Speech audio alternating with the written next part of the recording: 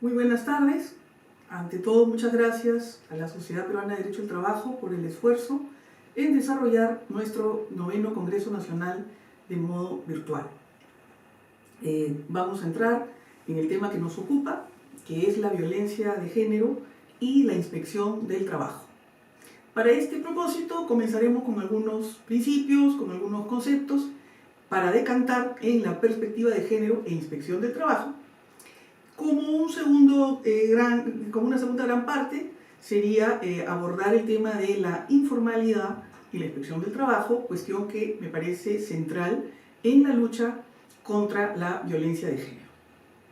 Finalmente terminaremos con algunas reflexiones o conclusiones. En lo que se refiere al principio de igualdad, como bien sabemos, es uno de los principios fundantes del derecho al trabajo y de todos sus principios mismos, ¿no? Porque la desigualdad es el fundamento de la protección. Si no fuera por la desigualdad, la protección al trabajador no se justificaría, ¿no? Hablamos, como sabemos, de una igualdad real, material, donde del derecho al trabajo constata una desigualdad e interviene para corregirla. Esto se relaciona con la mujer del modo siguiente. Las mujeres tienen una representación marginal en los cargos de poder relevantes, ¿no? Esto ocurre en la esfera pública, en la esfera privada, y a su vez esto decanta en la imposibilidad material de influenciar la ley y las instituciones públicas, en tanto que gran parte de la vida de las mujeres transcurre en la esfera privada. Sin embargo, la actividad productiva, la actividad laboral, ¿puede acaso desgajarse o separarse de la vida doméstica o privada? En realidad, la vida pública y la vida privada están interrelacionadas o conectadas. Si están en nuestra sociedad separadas, ¿no?, es porque existe una estructura patriarcal injusta, ¿no? Existe una conexión, pero a través de una estructura injusta. En el fondo se da una explotación de género. Las mujeres trabajan en la esfera privada para los hombres. Las mujeres transfieren gratuitamente su fuerza de trabajo. Porque si el hombre puede ponerse un saco o cargar sus herramientas o lo que sea para trabajar a jornada completa, despreocupado y enfocado en la vida pública, productiva o laboral, es porque existe una mujer en la casa, sea la mamá, la esposa o quien fuere, que se está encargando de hacer o de organizar todas las tareas de la vida doméstica o privada. Es esta la razón por la que, a pesar de la educación de la mujer, a pesar de que pueden ocupar en la vida universitaria o superior los primeros puestos o situaciones expectantes, finalmente, durante el desarrollo de su labor profesional, se ven limitadas porque tienen que asumir jornadas más flexibles o menos proyectos con el fin de conciliar la vida doméstico-privada y su actividad laboral. La igualdad, pues, es un principio modesto, ¿no? Sirve para negar la discriminación, pero no tiene dientes. Para que este principio tenga dientes, se requeriría remover todos los obstáculos que le permitan a la mujer desarrollarse con cierta autonomía. Y por eso no le falta razón a Hermida cuando decía hace años que el núcleo duro de la discriminación está en las relaciones económicas, sociales, laborales y en el seno familiar, ¿no? Es más, decía Hermida que se requiere del impulso desde el feminismo casi de un modo religioso, ¿no?, trabajando más allá de la arena legal, que es siempre una herramienta pasiva, ¿no? La ley tiene género, decían algunas feministas, ¿no? Ha tenido entonces que surgir otro derecho, el derecho de la mujer a vivir una vida libre de violencia. ¿Y por qué? Si hay un derecho a la vida, si hay un derecho a la salud, si hay un derecho de igualdad, un derecho, en fin, a la dignidad, surge para corroborar, para reafirmar, ¿no? Que existen, que persisten factores socioculturales que legitiman esta violencia contra las mujeres, y porque existe una vacilante voluntad de nuestras autoridades, una deficiencia y carencia de recursos asignados para combatir esta violencia. Por eso, la Convención de Belém do Pará reconoce la relación que existe entre discriminación y violencia contra la mujer. McKinnon, una activista americana, señala que no dejemos de llamar discriminación a lo que tiene ese carácter. La violencia de género, la violencia contra la mujer es discriminación. El derecho de la mujer, entonces, a una vida libre de violencia incluye el derecho de ser libre de toda forma de discriminación, pero también el derecho a ser valorada y educada libre de patrones estereotipados de comportamiento. Y aquí es donde encontramos una relación, ¿no?, con la perspectiva de género, ¿no? Si la ley tiene género, pues la justicia también tiene género, ¿no? Hablábamos entonces de que los principales cargos de poder lo ocupan los hombres. Esto ocurre en la elaboración de la ley y en la justicia también. La ley y su interpretación y aplicación pueden reforzar patrones sociales, históricos, culturales, colocando en desventaja a determinados grupos sociales, cuando el derecho debe ser un instrumento de cambio social. Esta perspectiva de género es una herramienta que ayuda a visibilizar y a erradicar desigualdades al analizar las relaciones de poder que existen entre hombres y mujeres y que son consecuencia directa de esa construcción estereotipada de los géneros, ¿no? Entonces se dice, hay que incorporar, es importante incorporar un enfoque de género en la aplicación del derecho. Y es así que los procedimientos de investigación donde se conocen hechos de violencia, sean jurisdiccionales, administrativos o privados, ¿no?, debería comenzar a invocarse y a emplearse la perspectiva de género como herramienta legal. Y acá encontramos también en la recomendación 206 de la OIT un antecedente. Señala, ¿no?, que en los mecanismos de presentación de quejas y solución de conflictos en casos de violencia y acoso por razón de género, ¿no?, artículo 16, deberían comprenderse medidas tales como la inversión de la carga de la prueba si procede en procedimientos distintos a los penales. Nuestro Tribunal Constitucional ya ha emitido un par de sentencias donde ha considerado la técnica de la perspectiva de género, ¿no?, que según algunos autores pues, puede incorporarse en la relevancia, en la parte de la prueba, ¿no?, en cuanto a la relevancia de la declaración de la víctima, ¿no?, y a la inversión de la carga de la prueba, ¿no? Comentaba el doctor Javier Arévalo lo complicado, ¿no?, que puede ser que exista, ¿no?, una falsa denuncia, ¿no?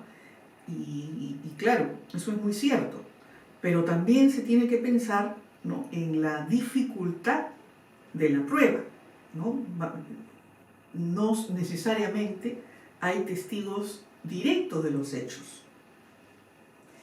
Entonces se tienen que abordar todas las circunstancias, ¿no? Bien. ¿Y cuál es la relación entre la inspección y la perspectiva de género? En que es posible, es factible, como lo ha hecho, por ejemplo, Costa Rica, desarrollar una guía o un protocolo con perspectiva de género en la inspección del trabajo, ¿no?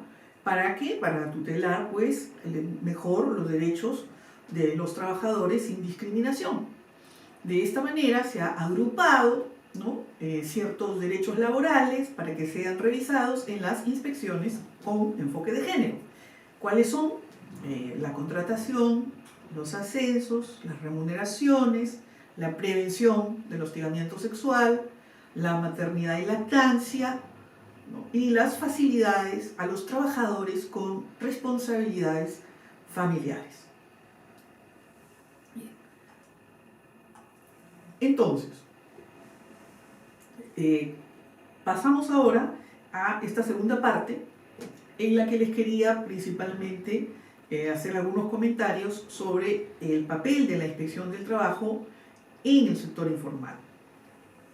Decía Hermida en varios de sus artículos que en América Latina y por supuesto en el Perú existe más que una tensión, una fuerte brecha entre ley y realidad, entre la profusa consagración de derechos y principios, incluso de orden constitucional, y el real grado de cumplimiento que reciben esos mismos derechos y principios en la práctica, ¿no?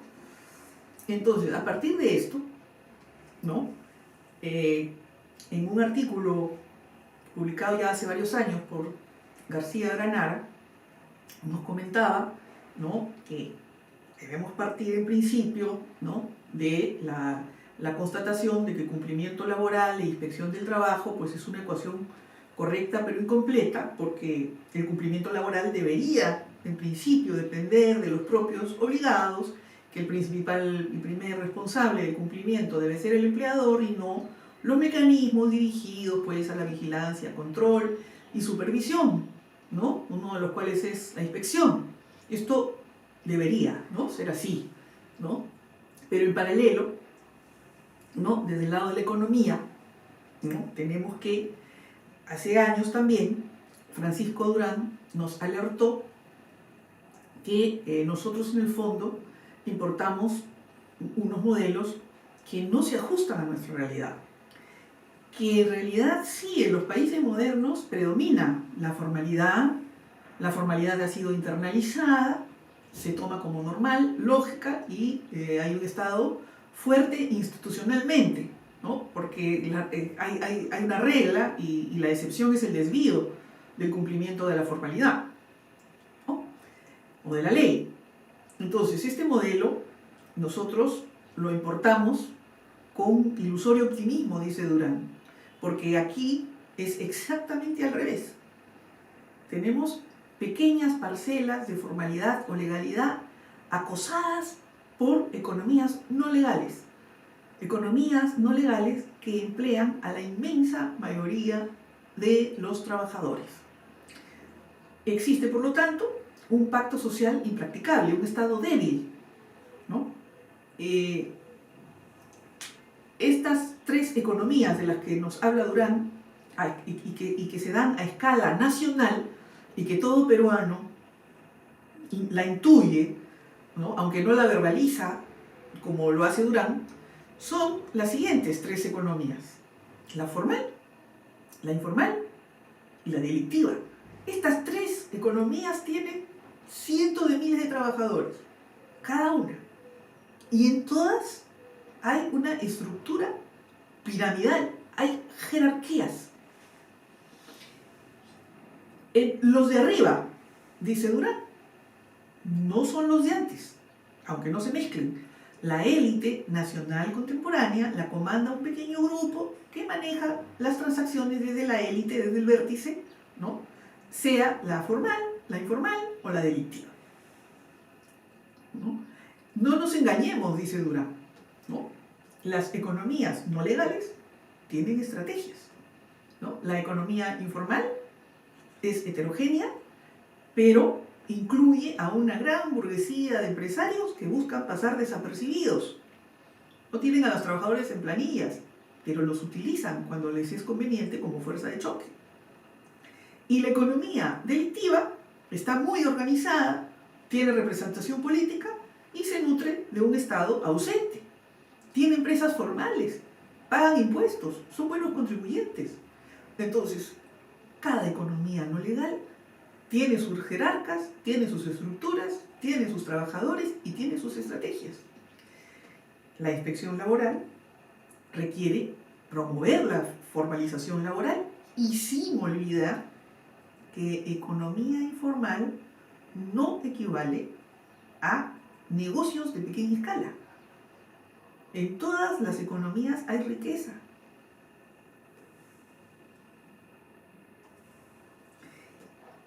Esto de alguna manera va de la mano con las políticas diferentes que tienen los sectores o las carteras, ¿no? En relación a las economías no legales. Por ejemplo, el Ministerio de Trabajo y Promoción del Empleo está a cargo de la estrategia sectorial para la formalización laboral, ¿no? Es en el sector informal en donde se produce mayormente la violencia de género y contra la mujer, ¿no? Y sobre todo en las economías en la economía delictiva, ¿no? También tiene a su cargo la prevención y redacción del trabajo infantil y del trabajo forzoso, pero las estrategias están dispersas. El Ministerio de la Mujer y Poblaciones Vulnerables tiene la de la igualdad de género, Plan Nacional contra la Violencia de Género. El Ministerio de Justicia aborda varios delitos donde hay trabajadores que son abusados, ¿no? Como por ejemplo lavado de activos, terrorismo, personas desaparecidas. Y el Ministerio del Interior tiene la política sobre la trata de personas, ¿no? Y sus peores formas de explotación, ¿no? Tenemos así que el convenio 190 de la OIT ha abordado el tema de la informalidad también, ¿no? ¿Por qué? Porque dentro de los espacios lumpenizados es donde están las niñas y jóvenes obligadas a la prostitución y al trabajo forzoso o servil, y como parte de una gran cadena económico-delictiva, rentable y muy bien organizada, que controla carreteras, que controla comercios y sectores, ¿no? El convenio 190 de la OIT obliga a identificar los sectores económicos en donde se producen las formas de violencia de género. Pues ¿dónde están? Pues ya sabemos, ¿no? Es en el empleo informal, ¿no? Y en las economías delictivas donde se sufren los mayores niveles de violencia. No se cumple por eso, ni se hace cumplir los derechos humanos de mujeres y niñas, ¿no?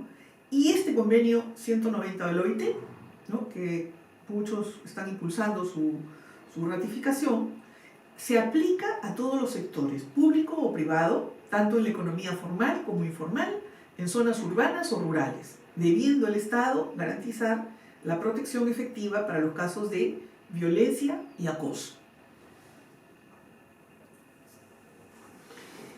Dice Durán que el sector formal es cada vez más pequeño, y esto no solo por el avance de las otras economías que se esparcen como el aceite y que contagian unas sobre otras, ¿no? Dice que este sector formal es cada vez más pequeño. La mediana y gran empresa no tiene capacidad de dar empleo. No es esa la forma como se articula con la sociedad.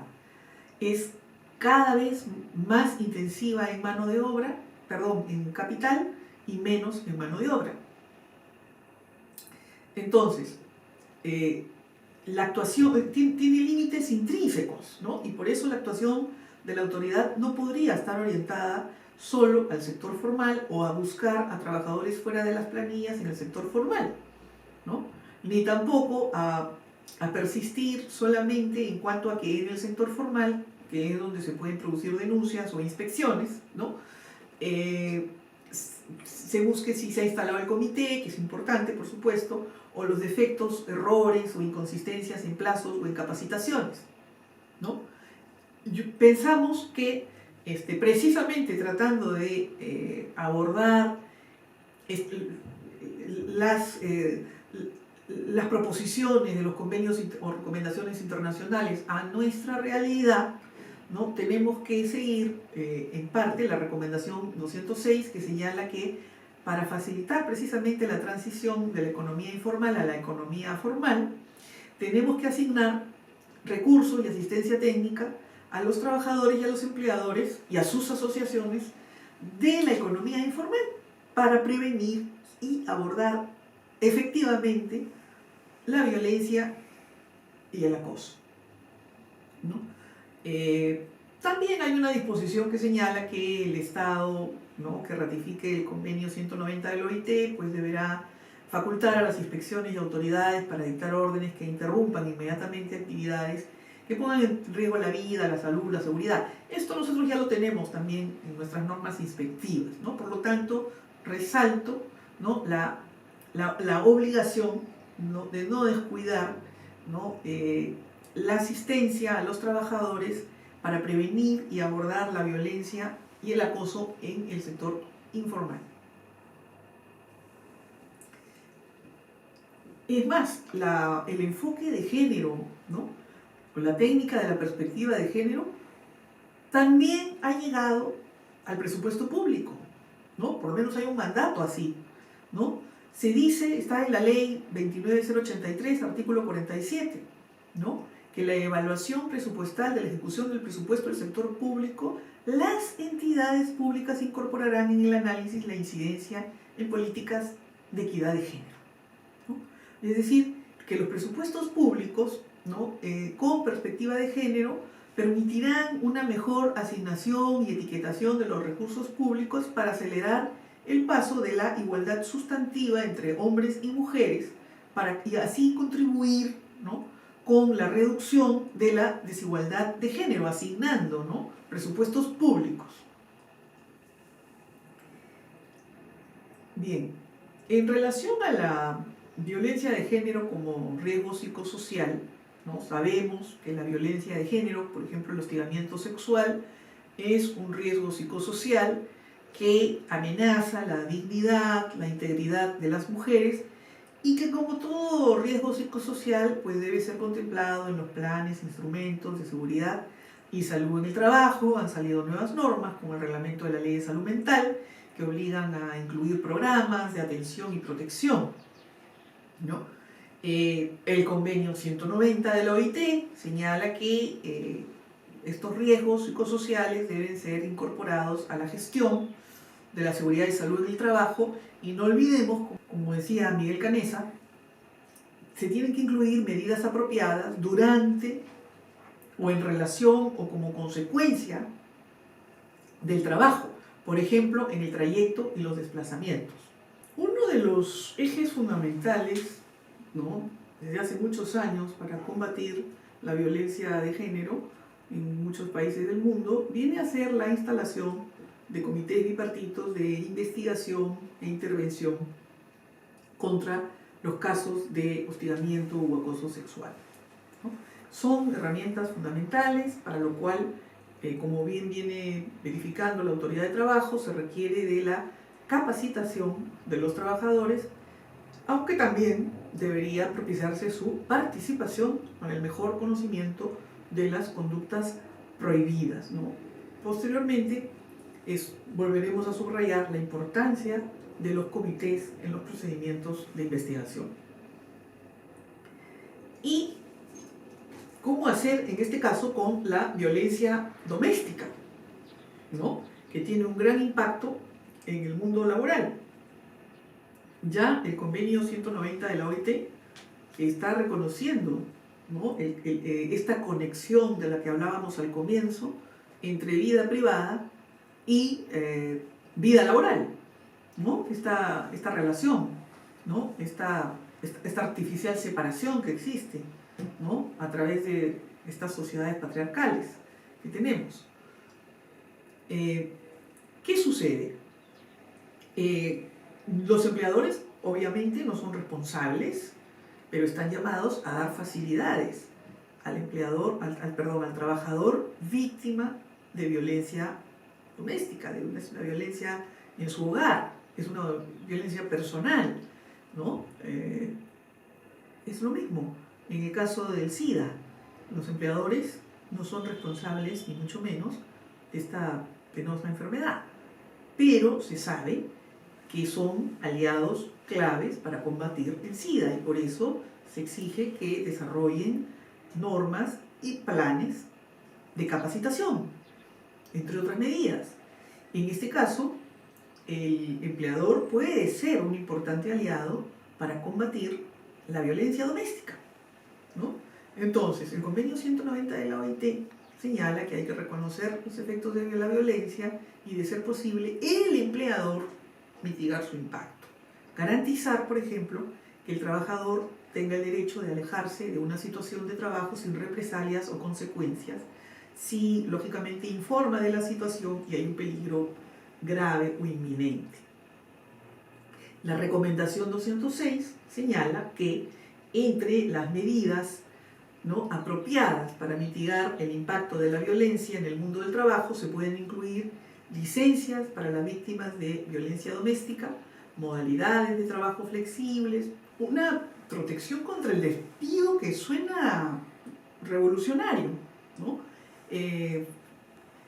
Nos comentaba Javier Arévalo que ¿por qué habría que dar, ¿no?, protección contra el despido en un caso de violencia de género, ¿no? Si es que las circunstancias objetivas no lo justifican, ¿no?, en relación al trabajo que desarrolla la trabajadora, por ejemplo, ¿no? Y yo me pregunto si esto ya no sucede. ¿No sucede con el accidente de trabajo? Pues sucede, ¿no? Cuando un trabajador se accidenta, como bien sabemos, y como consecuencia de ese accidente posiblemente deviene en no apto para ocupar el puesto que venía ocupando, pues lo que solicita es la reubicación. Y por experiencia sabemos que muchas veces esta reubicación es forzada, porque posiblemente no existe, no es indispensable adaptar al trabajador a otro puesto, ¿no?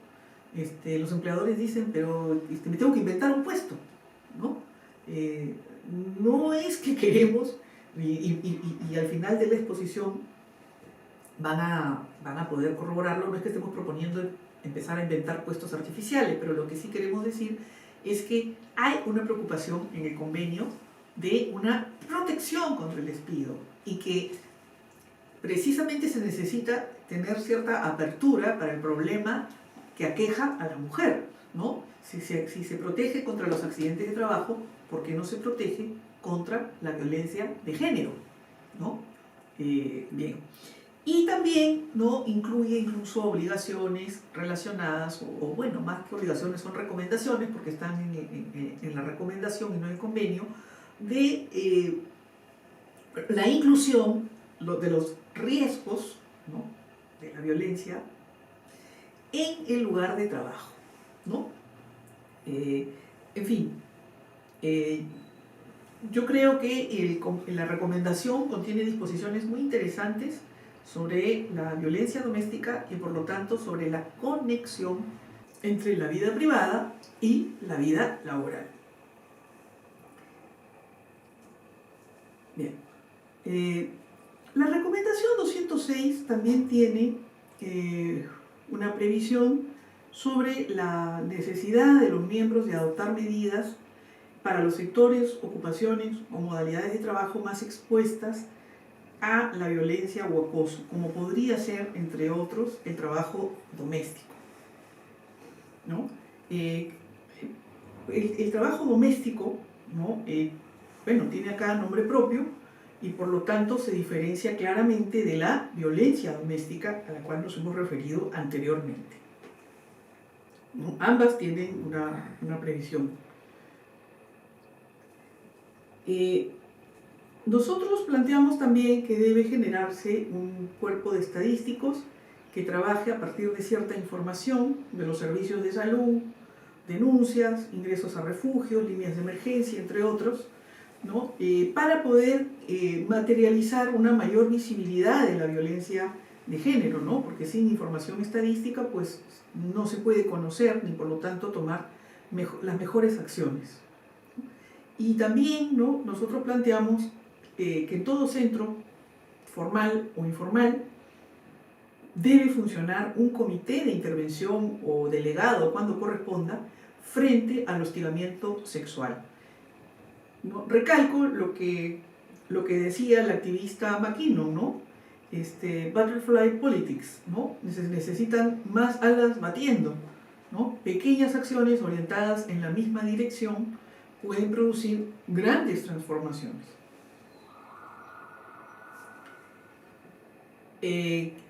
También hemos comentado en nuestra ponencia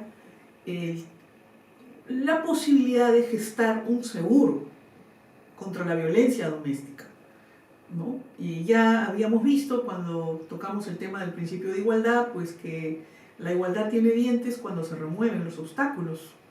Entonces, si estamos hablando de un riesgo de alta siniestralidad, como cualquier riesgo debería ser asegurado, ya tiene que estar contemplado y con un seguro, ¿no? En lo posible. Se debe analizar, por ejemplo, la experiencia mexicana, ¿no? Que ha contemplado un seguro contra la violencia doméstica. No sé qué resultados, pero se puede sacar lo mejor de otras experiencias. En el Perú es verdad que ya existe consagrado un derecho de las mujeres, ¿no?, víctimas de violencia, a ser atendidas de manera gratuita en cualquier centro o establecimiento de salud del Estado. Yo propondría ir más allá. Mi experiencia con el sector privado es que el seguro que resulta más expeditivo es el SSTR Salud, ¿no? Las víctimas pueden atenderse inmediatamente en cualquier centro público o privado, y esto lo sugeriría como parte de un diseño integral de un seguro contra la violencia doméstica, ¿no? Bueno, eso es todo y muchas gracias.